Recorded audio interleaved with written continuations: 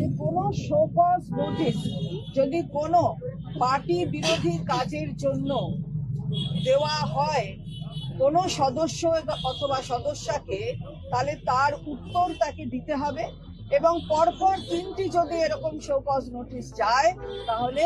তো এখান থেকে পুরো ব্যাপারটা থেকে বোঝা যাচ্ছে যে মমতা ব্যানার্জি কিন্তু এখন যে দলের যে সংগঠনটা আছে সেটা কিন্তু খুব শক্ত হাতে ধরতে চাইছে, মানে কোনো রকম ফাঁক ফোকর রাখতে চাইছে না, আর দল বিরোধী কাজ তিনি কোনো রকম ভাবেই সহ্য করবেন না। নমস্কার সবাইকে, আমি দীপ্তক, আর যেটা জানো আমি খবরের কাগজে খবর পড়ি সকালবেলা, সেটাকেই ভিডিও আকারে ছাড়ি। তো আজকের খবরটা হচ্ছে গিয়ে মমতা ব্যানার্জি কালকে বৈঠক নিয়ে। তো কি লেখা আছে দেখি পেপারে, সেটা হচ্ছে গিয়ে শৃঙ্খলা রক্ষায় ত্রিস্তরীয় কমিটি করলেন মমতা, ঘোষণা কর্মসূচির। তো কালকে একটা খবর বলেছিলাম যে কালকে সন্ধ্যাবেলা টিএমসির জাতীয় কর্মসমিতির একটা মিটিং হতে চলেছে কালীঘাটে। তো সেটা যথারীতি কালকে সন্ধ্যার দিকে বা বিকেলের দিকে হয়েছে। আর সেখানে কিছু কর্মসূচি নেওয়া হয়েছে যেগুলো টিএমসি দলের পক্ষে ভালো হবে।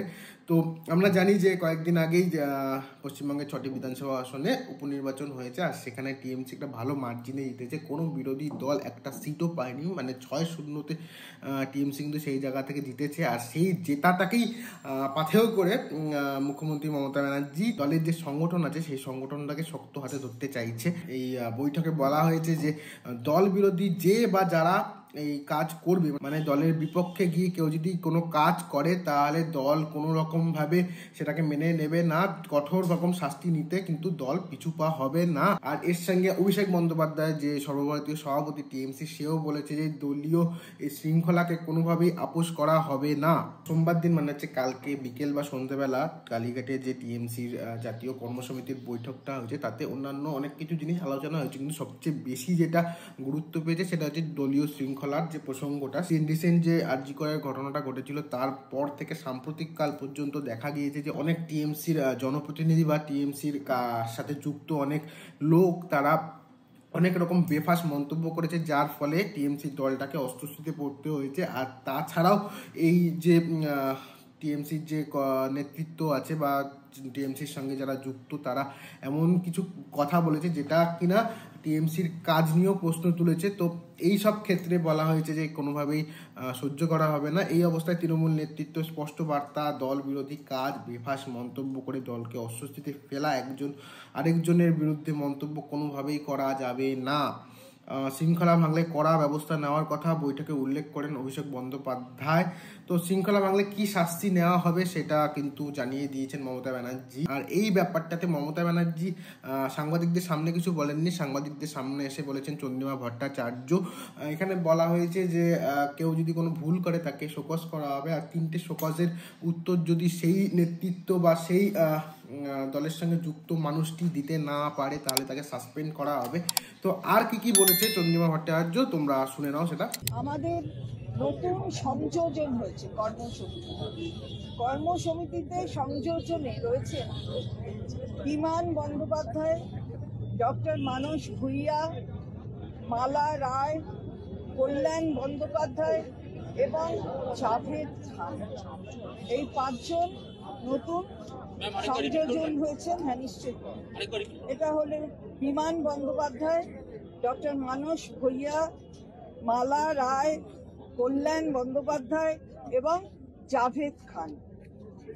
আমাদের 3টি ডিসিপ্লিনারি কমিটি হয়েছে, যার প্রথমটির কথা আপনাদের বলি আগে।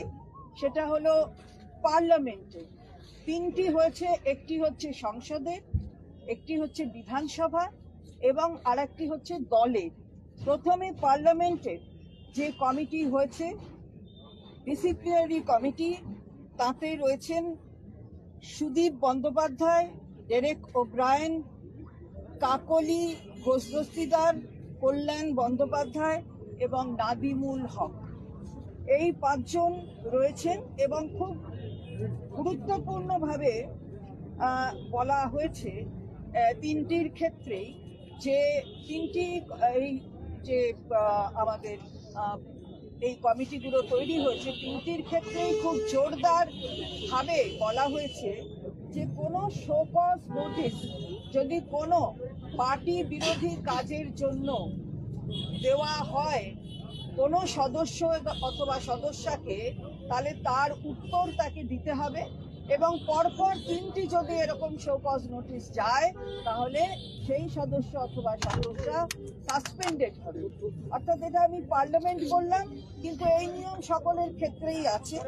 এরপর আমি বলছি পার্টি অর্থাৎ দলীয় স্তরে যারা এই ডিসিপ্লিনারি কমিটিতে আছেন তারা হলেন সুব্রত বক্সী, অরূপ বিশ্বাস, ফিরহাদ হাকিম, সুজিত বোস, চন্দ্রিমা ভট্টাচার্য।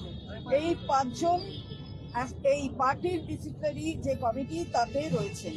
এবং যেটা অ্যাসেম্বলির কমিটি অর্থাৎ বিধানসভার ডিসিপ্লিনারি কমিটি, তাতে রয়েছেন শোভনদেব চট্টোপাধ্যায়, নির্মল ঘোষ, দেবাশিস কুমার, অরূপ বিশ্বাস, ফিরহাদ হাকিম, চন্দ্রিমা ভট্টাচার্য।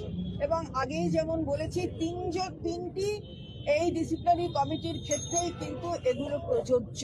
অর্থাৎ শোকজ নোটিশ যদি যায় কোনো সদস্য অথবা সদস্যার কাছে, তাহলে 3টি শোকজ নোটিশে যদি উপযুক্ত জবাব না পাওয়া যায় তাহলে তাদের সাসপেন্ড করবে পার্টি।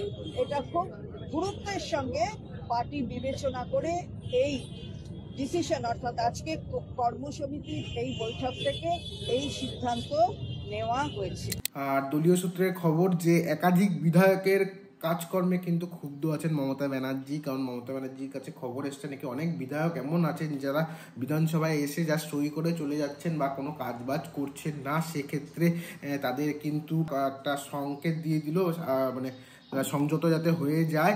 কারণ এখানে বলা হয়েছে পরবর্তীকালে বিধায়কের জন্য যখন প্রার্থী করা হবে তখন এই যে এখন যারা বিধায়ক আছে তাদের কিন্তু রেকর্ড দেখে তারপরে তাদের বিধায়কের প্রার্থী করা হবে। তো এখান থেকে পুরো ব্যাপারটা থেকে বোঝা যাচ্ছে যে মমতা ব্যানার্জি কিন্তু এখন যে দলের যে সংগঠনটা আছে সেটা কিন্তু খুব শক্ত হাতে ধরতে চাইছে, মানে কোনো রকম ফাঁক ফোকর রাখতে চাইছে না। আর দল বিরোধী কাজ তিনি কোনো রকম ভাবেই সহ্য করবেন না। তার জন্য যেরকম স্টেপ নেওয়া উচিত, যেরকম শাস্তি দেওয়া উচিত বা দল থেকে সাসপেন্ড পর্যন্ত করা হলে সেটাও কিন্তু তিনি করবেন বলে দিয়েছেন এখানে। তো দেখার এখন যে কতটা কি হয়, মানে মমতা ব্যানার্জি কতটা স্টেপ নেয় আর কতটা এই দলের ভিতরের লোকরা সংযত হয়। আর এই বৈঠকে জেল থেকে ফেরার পর প্রথম অনুব্রত মণ্ডল যোগদান করেছিল।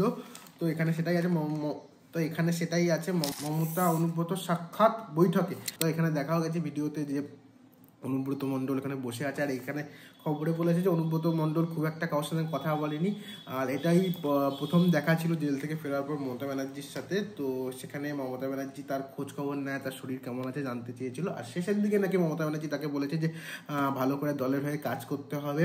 আর তিনি অলরেডি এখন বীরভূমের সভাপতি আছে। তো এখন সেটাই দেখার যে আবার অনুব্রত মণ্ডল, মানে সেই অনুব্রত মণ্ডল যে দুর্দান্ত পোটা, মানে একটা ধমক ফমক দেওয়ার একটা ব্যাপার ছিল, সেই চেহারাটা আবার দেখা যায় নাকি এখন একটু যেটা আছে একটু কম সম কথা বলছে, একটু ধীর স্থির আছে সেরকম দেখা যায়। আর এখানে বলা হয়েছে যখন তিনি বেরিয়ে যাচ্ছিলেন তখনও কোনো সাংবাদিকদের সঙ্গে কোনো রকম কথা বলেন, তার গাড়ি বেরিয়ে গেছে, তোমরা পাশে দেখতে পাচ্ছ। তো সাংবাদিকদের সঙ্গে তিনি মুখ খোলেননি। তো এটাই ছিল হচ্ছে গিয়ে মমতা আর অনুব্রত সাক্ষাতের বৈঠকের যে খবর। আর একটা এই যে বৃহস্পতিবার আসছে, সেই বৃহস্পতিবার ঝাড়খণ্ডের যে মুখ্যমন্ত্রী হচ্ছে আরও মানে এতদিন যে ছিল আর এর পরবর্তীতে যে হচ্ছে হেমন্ত সোরেন, সে হচ্ছে কি শপথ নেবে। সেখানে কালকে বলেছিলাম যে মমতা ব্যানার্জিকে আমন্ত্রণ জানানো হয়েছে, আর এখানে আজকে বলা হয়েছে যে মমতা ব্যানার্জি সেখানে উপস্থিত থাকবেন সেই শপথ গ্রহণের সময়। যেহেতু এটা আঞ্চলিক দল আর যেহেতু এরা ইন্ডিয়া জোটের মধ্যেও আছে, তো একটা শরিক দল এরা, তো একজনের পাশে থাকবে, এটাই স্বাভাবিক। তো আজকের মতো এই ভিডিওটা ছিল এই অবধি। দেখা হচ্ছে আবার পরের একটা ভিডিওতে। ততক্ষণ সবাই ভালো থাকো, সুস্থ থাকো, টাটা।